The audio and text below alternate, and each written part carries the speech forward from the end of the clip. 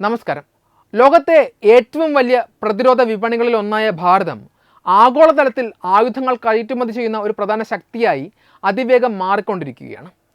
ഇതിൻ്റെ ഏറ്റവും പ്രകടമായ ഉദാഹരണമാണ് ദക്ഷിണ കോക്കസ് മേഖലയിലെ തന്ത്രപ്രധാന രാജ്യമായ അർമേനിയയും ഭാരതവും തമ്മിൽ അതിവേഗം വളരുന്ന സൈനിക പ്രതിരോധ പങ്കാളിത്തം. പരമ്പരാഗതമായി റഷ്യൻ നിർമ്മിത ആയുധങ്ങളെ മാത്രം ആശ്രയിച്ചിരുന്ന അർമേനിയ ആ ബന്ധത്തിൽ നിന്ന് ശാശ്വതമായി പിന്മാറുകയും തങ്ങളുടെ സൈന്യത്തെ നവീകരിക്കാൻ പൂർണ്ണമായും ഇന്ത്യൻ സാങ്കേതിക വിദ്യയെ കൂട്ടുപിടിക്കുകയും ചെയ്യുകയാണ്. അർമേനിയയുടെ പ്രതിരോധ മന്ത്രാലയം തങ്ങളുടെ ഔദ്യോഗിക സൈനിക പ്രകടനങ്ങളിൽ ഇന്ത്യയിൽ നിന്ന് വാങ്ങിയ ആകാശ് 1S വ്യോമപ്രതിരോധ സംവിധാനങ്ങളും പിനാക മൾട്ടി ബാരൽ റോക്കറ്റ് ലോഞ്ചറുകളും പരസ്യമായി പ്രദർശിപ്പിച്ചത് ഈ ബന്ധത്തിൻ്റെ ആഴം വ്യക്തമാക്കുന്നു. ഇന്ത്യൻ പ്രതിരോധ സാങ്കേതിക വിദ്യ കേവലം ഒരു താൽക്കാലിക ബദലല്ല, മറിച്ച് അർമേനിയയുടെ ദീർഘകാല സൈനിക നവീകരണത്തിൻ്റെ പദ്ധതികളുടെ അവിഭാജ്യ ഘടകമാണെന്ന് ഈ ചുവടുമാറ്റം അടിവരയിടുന്നു. അയൽ രാജ്യമായ അസർബൈജാനും അവരെ പിന്തുണയ്ക്കുന്ന തുർക്കിക്കും പാകിസ്ഥാനുമെതിരെ തങ്ങളുടെ സൈനിക സന്തുലിതാവസ്ഥ തിരിച്ചുപിടിക്കാനുള്ള അർമേനിയയുടെ നിർണായകമായ നീക്കമാണിത്. ദക്ഷിണ കോക്കസ് മേഖലയിലെയും മിഡിൽ ഈസ്റ്റിലെയും ഏറ്റവും സങ്കീർണവും ദീർഘകാലമായി നിലനിൽക്കുന്നതുമായ ഭൗമരാഷ്ട്രീയ തർക്കങ്ങളിൽ ഒന്നാണ് തുർക്കിയും അർമേനിയയും തമ്മിലുള്ള ശത്രുത. ഭൂമിശാസ്ത്രപരമായ അയൽ രാജ്യങ്ങളാണ് എങ്കിലും ഇരു രാജ്യങ്ങളും തമ്മിലുള്ള നയതന്ത്ര ബന്ധങ്ങൾ പൂർണ്ണമായും തകർന്ന നിലയിലാണ്. ഈ ശത്രുതയ്ക്ക് കേവലം ഒരു അതിർത്തി തർക്കത്തിൻ്റെയോ അല്ലെങ്കിൽ ആധുനിക രാഷ്ട്രീയ വിയോജിപ്പുകളുടെയോ സ്വഭാവം മാത്രമല്ല, മറിച്ച് നൂറ്റാണ്ടുകൾ പഴക്കമുള്ള കടുത്ത ചരിത്രപരമായ മുറിവുകളും വംശീയമായ വിദ്വേഷവും ഇതിന് പിന്നിലുണ്ട്. ഒന്നാം ലോക മഹായുദ്ധകാലത്ത് ഓട്ടോമൻ സാമ്രാജ്യത്തിൻ്റെ, അതായത് ഇന്നത്തെ തുർക്കിയുടെ നേതൃത്വത്തിൽ നടന്ന അർമേനിയൻ വംശഹത്യയാണ് ഈ ശത്രുതയുടെ കാതലായ കാരണം. ചരിത്രത്തിലെ ഈ കറുത്ത അധ്യായത്തെ തുർക്കി ഇന്നും അംഗീകരിക്കാൻ തയ്യാറാക്കാത്തതും അയൽ രാജ്യമായ അസർബൈജാനുമായി തുർക്കിക്കുള്ള ശക്തമായ വംശീയ സൈനിക ബന്ധവും അർമേനിയയെ പൂർണ്ണമായും ഒറ്റപ്പെടുത്താൻ തുർക്കി നടത്തുന്ന ശ്രമങ്ങളും ഈ രണ്ട് രാജ്യങ്ങൾക്കുമിടയിലെ അകലം ഇന്നും വർദ്ധിപ്പിച്ചുകൊണ്ടിരിക്കുകയാണ്. ഈ ശത്രുതയുടെ ഏറ്റവും പ്രധാനപ്പെട്ട ചരിത്ര പശ്ചാത്തലം 1915 ആരംഭിച്ച അർമേനിയൻ വംശഹത്യയാണ്.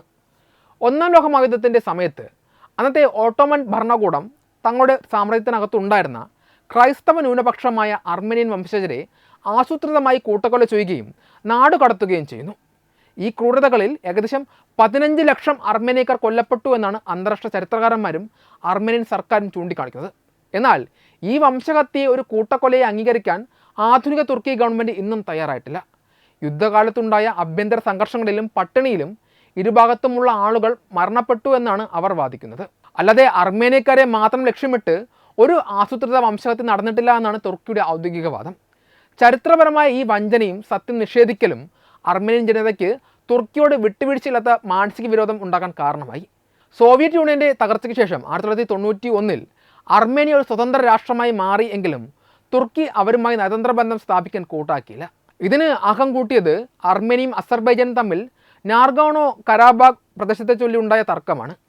വംശീയമായും സാംസ്കാരികമായും തുർക്കിയോട് ഏറ്റവും അടുത്ത് നിൽക്കുന്ന ജനവിഭാഗമാണ് അസർബൈജാനുള്ളത്. ഒരൊറ്റ ജനത രണ്ട് രാജ്യങ്ങൾ എന്നാണ് തുർക്കിയും അസർബൈജാനും തങ്ങളുടെ ബന്ധത്തെ വിശേഷിപ്പിക്കുന്നത് തന്നെ. ഒന്നാം നാർഗോണോ കരാബാഗ് യുദ്ധത്തിൽ അർമേനിയൻ സൈന്യം അസർബൈജാനെ പരാജയപ്പെടുത്തുകയും ആ പ്രദേശം കൈക്കലാക്കുകയും ചെയ്തതിൽ പ്രതിഷേധിച്ച് 1991 തുർക്കി അർമേനിയയുമായുള്ള തങ്ങളുടെ അതിർത്തികൾ പൂർണ്ണമായും അടച്ചുപൂട്ടി. കരയാൽ ചുറ്റപ്പെട്ട ഒരു ചെറിയ രാജ്യമായ അർമേനിയയ്ക്ക് മേൽ തുർക്കി ഏർപ്പെടുത്തിയ ഈ സാമ്പത്തിക വ്യാപാര ഉപരോധം അവരുടെ സമ്പദ് വ്യവസ്ഥയെ ദോഷകരമായി ബാധിക്കുകയും ശത്രുത വർദ്ധിക്കുകയും ചെയ്തു. സമീപകാലത്ത് 2020 അതിനുശേഷവും നടന്ന നാർഗോണോ കരാബാഗ് യുദ്ധങ്ങളിൽ തുർക്കി പരസ്യമായി അസർബൈജാന് വൻതോത് സൈനിക സഹായം നൽകിയത് അർമേനിയയെ കൂടുതൽ പ്രകോപിപ്പിച്ചു. തുർക്കിയുടെ അത്യാധുനിക ഡ്രോണുകളും സൈനിക തന്ത്രങ്ങളും ഉപയോഗിച്ചാണ് അസർബൈജാൻ അർമേനിയൻ സൈന്യത്തെ അന്ന് പരാജയപ്പെടുത്തിയത്. കോക്കസസ് മേഖലയിൽ അർമേനിയയുടെ നിലനിൽപ്പിന് തന്നെ ഭീഷണിയാകുന്ന തരത്തിൽ തുർക്കി, പാകിസ്ഥാൻ, അസർബൈജാൻ എന്നീ രാജ്യങ്ങൾ ചേർന്ന് രൂപീകരിച്ച പ്രതിരോധ സഖ്യം അർമേനിയയെ റഷ്യയിൽ നിന്ന് മാറ്റി ഇന്ത്യയെ പോലെയുള്ള പുതിയ ആഗോള ശക്തികളുടെ പിന്തുണ തേടാൻ പ്രേരിപ്പിച്ചു. അർമേനിയൻ വംശജരെ തങ്ങളുടെ ചരിത്രപരമായ ഭൂമിയിൽ നിന്ന് പൂർണ്ണമായി തുടച്ചു നീക്കാൻ തുർക്കി ഇന്നും അസർബൈജാനെ കരുവാക്കി ശ്രമിക്കുന്നു എന്നാണ് അർമേനിയ ആരോപിക്കുന്നത്. ചുരുക്കത്തിൽ തുർക്കിയും അർമേനിയയും തമ്മിലുള്ള ശത്രുത എന്നത് ഭൂതകാലത്തിലെ വംശഹത്യയുടെ ചോരയും വർത്തമാനകാലത്തെ ഭൗമരാഷ്ട്രീയ താൽപ്പര്യങ്ങളും കൂട്ടിക്കലർത്തിയ ഒന്നാണ്. അന്താരാഷ്ട്ര തലത്തിൽ തങ്ങൾക്കെതിരെയുള്ള വംശഹത്യാ പ്രമേയങ്ങളെ തുർക്കി ശക്തമായി എതിർക്കുമ്പോൾ ആ നീതികേടിനെ ലോകത്തിന് മുന്നിൽ തുറന്നുകാട്ടാനാണ് അർമേനിയ ശ്രമിക്കുന്നത്.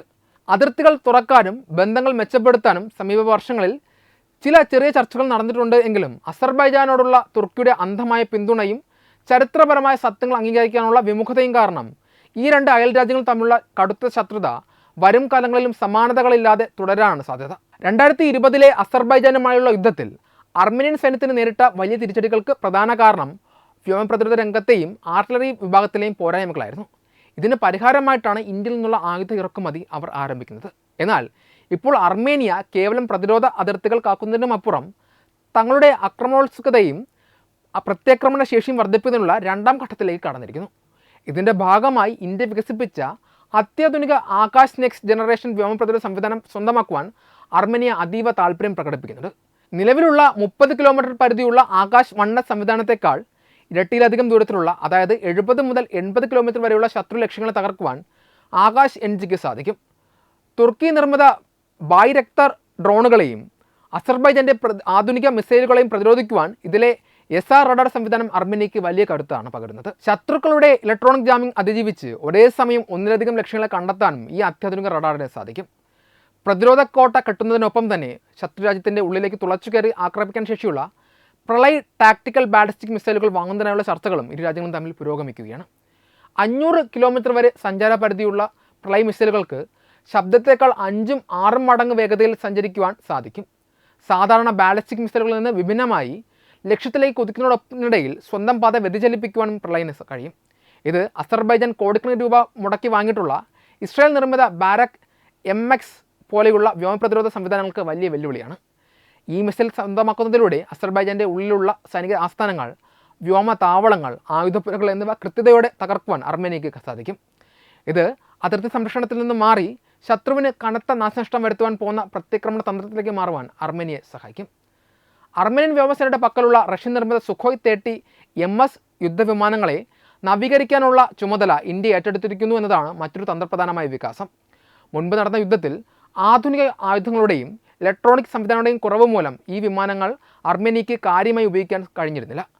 സുഖോയ് വിമാനങ്ങൾ വലിയ തോതിൽ ഉപയോഗിക്കുന്ന ഇന്ത്യക്ക് ഇവയെ ആധുനിക യുദ്ധവിമാനങ്ങളാക്കി മാറ്റാൻ ആവശ്യമായ വൈദഗ്ധ്യമുണ്ട്.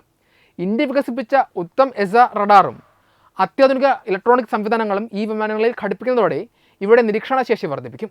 ഇതിലുപരി ദൃശ്യപരിധിക്കപ്പുറമുള്ള ശത്രു വിമാനങ്ങളെ തകർക്കാൻ ശേഷിയുള്ള ഇന്ത്യയുടെ അസ്ത്ര മിസൈലുകളും റൺവേകൾ തകർക്കാൻ ഉപയോഗിക്കുന്ന സ്മാർട്ട് ആൻറ്റി എയർഫീൽഡ് വെപ്പണും ഈ വിമാനങ്ങളിൽ ഘടിപ്പിക്കും.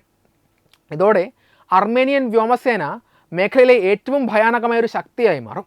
ഈ രാജ്യങ്ങളും തമ്മിലുള്ള പ്രതിരോധ ഇടപാടുകൾ നിലവിൽ $2 ബില്യൺ, അതായത് ഏകദേശം 16,000 കോടിയിലധികം രൂപ മൂല്യത്തിൽ എത്തി നിൽക്കുകയാണ്. ഈ സൈനിക സഹകരണത്തിന് പിന്നിൽ ശക്തമായ ഭൗമരാഷ്ട്രീയ കാരണമുണ്ട്. കഴിഞ്ഞ ഒരു പതിറ്റാണ്ടിലേറെയായി തുർക്കി, പാകിസ്ഥാൻ, അസർബൈജാൻ എന്നീ രാജ്യങ്ങൾ ചേർന്ന് രൂപീകരിച്ച 3 ബ്രദേഴ്സ് അലയൻസ് എന്ന സഖ്യം ഇന്ത്യക്കും അർമേനിയയ്ക്കും ഒരുപോലെ ഭീഷണിയാണ്. കശ്മീർ വിഷയത്തിൽ പാകിസ്ഥാനെ തുർക്കിയും അസർബൈജാനും പരസ്യമായി പിന്തുണയ്ക്കുമ്പോൾ അർമേനിയക്കെതിരായ യുദ്ധത്തിൽ അസർബൈജാന് തുർക്കിയും പാകിസ്ഥാനും വൻതോതിൽ ആയുധങ്ങളും സൈനിക സഹായങ്ങളും നൽകിയിരുന്നു. ഈ അച്ചുതണ്ടിനെ തകർക്കാനും മേഖലയിൽ തങ്ങളുടെ സ്വാധീനം ഉറപ്പിക്കാനുമുള്ള ഇന്ത്യയുടെ തന്ത്രപരമായ നീക്കമാണ് അർമേനിയയ്ക്കുള്ള ഈ സൈനിക സഹായം. അർമേനിയയെ സൈനികമായി ശക്തമാക്കുന്നതിലൂടെ പാകിസ്ഥാൻ തുർക്കി സഖ്യത്തിന് മേൽ സമ്മർദ്ദം ചെലുത്തുവാനും അതേസമയം കോക്കസ് മേഖലയിലും കിഴക്കൻ യൂറോപ്യൻ സുരക്ഷാ ചട്ടക്കൂടുകളിലും ഇന്ത്യയുടെ രാഷ്ട്രീയ സ്വാധീനം വർദ്ധിപ്പിക്കാനും ഈ പ്രതിരോധ പങ്കാളിത്തത്തിലൂടെ ഇന്ത്യക്ക് സാധിക്കും. വെബ് ഡെസ്ക് തത്തുമൈ ന്യൂസ്.